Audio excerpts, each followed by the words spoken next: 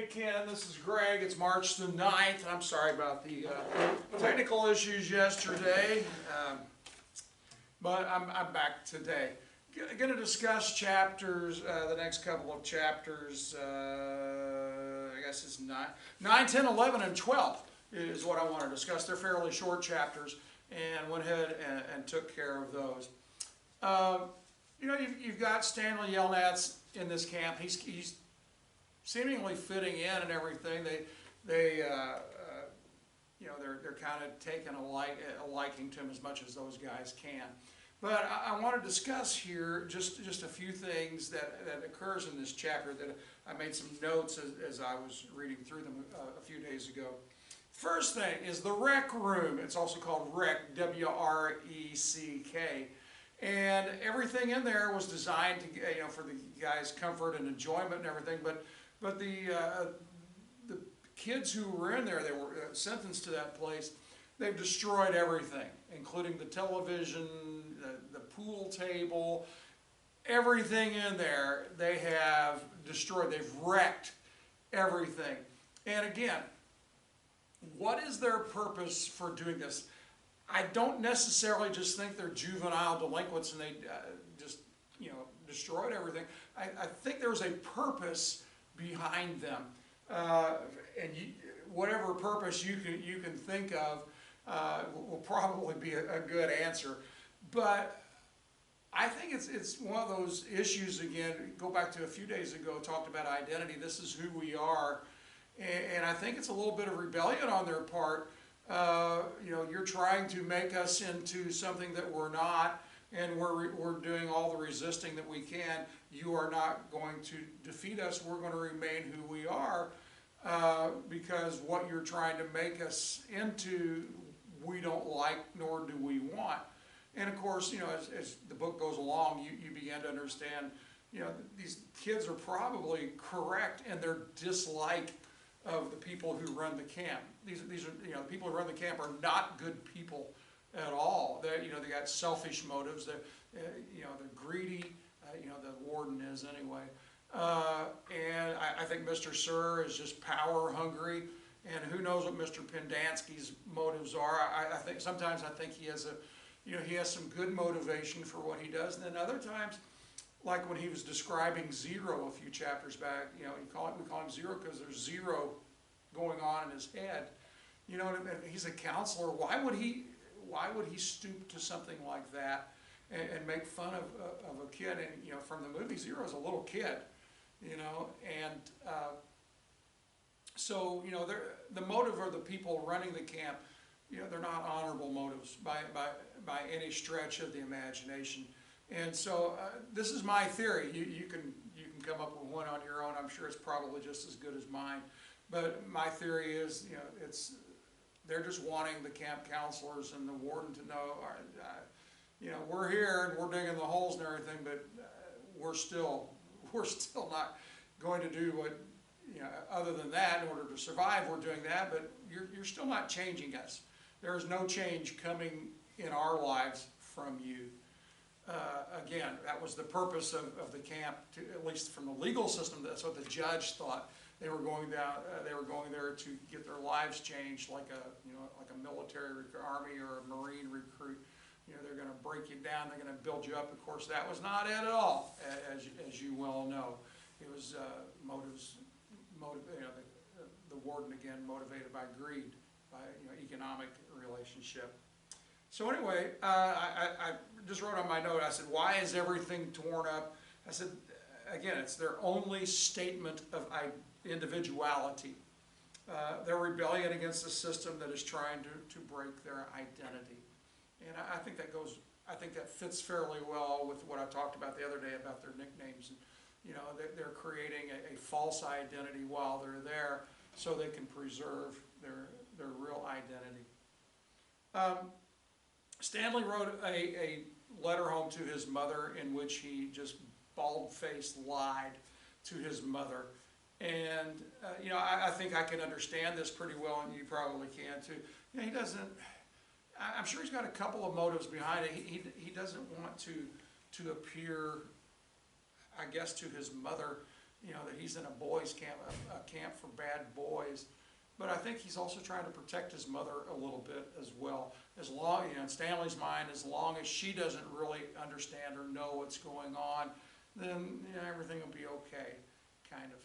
All right, so I think he's doing a little protection there, which is pretty amazing because you consider Stanley's parents, they kind of failed pretty poorly as parents. They didn't really offer Stanley any protection at all. First of all, he's being bullied at school. They don't even know about it.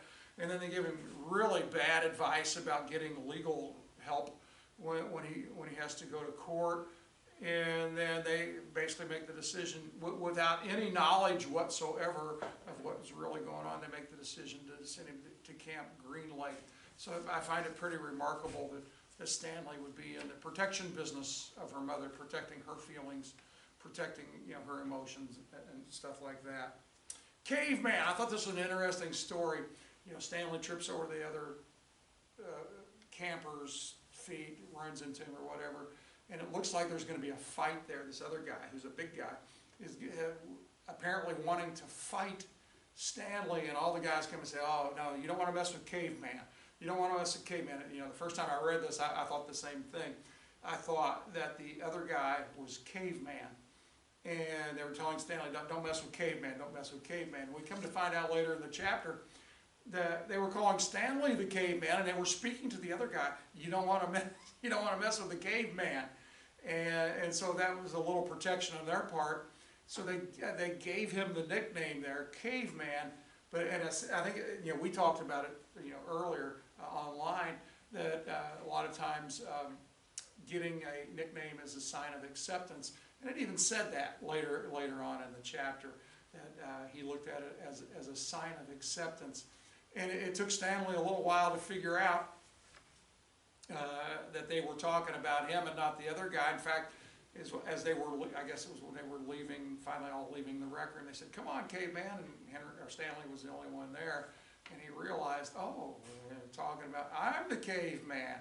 Oh, and I think the light bulb, you know, turned on over his head somewhat. He got the idea of what was going on. So these guys that are in his cabin, you know, they looked out for him, and again, it was their first sign of acceptance. Stanley finding the fossil. Of course, they were giving these real vague instructions, or ambiguous instructions. If you find anything interesting, you know, show it to us, and you get the rest of the day off, if we like it. Well, to Stanley, a fossil was amazing. He's from the big city. Who knows how many fossils he had ever seen before. And he thought it was rather fascinating. He thought it was rather interesting. Of course, was it Mr. Pendansky told him it wasn't worth anything. And Stanley, still at this point, has no clue as to what he's really looking for. And do you think that any of the other people, the other guys who are digging the holes, do you think they really had any idea of what they were digging for either? I don't think so. I don't think I think all they knew was they were there and they were being punished and they had to dig these holes. They certainly had to have understood that the counselors were interested in what they found. But I really don't think they had a clue as to what was going on there. I mean, these guys were not from, you know, from Camp Green Lake. They were from somewhere else, just like Stanley was. They probably didn't know the story of Camp Green Lake and Sam and Trout Walker and, you know, and all the rest of the crew, and, you know, Catherine Barlow. So I'm sure they had, at least subconsciously, they had suspicions that, you know, something's rotten in the state of Denmark here. Not everything is what it looks like. But I don't think they really had any idea what they were necessarily looking for. And then we saw later in the chapter, when they lined up for their water, when the truck came out with the water, they lined up to, you know, for their water break. We discovered the pecking order. So they've developed their own tiers of who does what, and who's first and who's second, and so on. And X-Ray is at the top of this list. He's the first one in line, and he's the one that goes to Stanley and said, "Look, I've been here a lot longer than you have. Next time you find anything that's interesting, you give it to me. Because, see, you've only been here, you know, a few days or whatever, and I've been here for months, and so if anybody deserves the to get the day, the rest of the day off. It's me.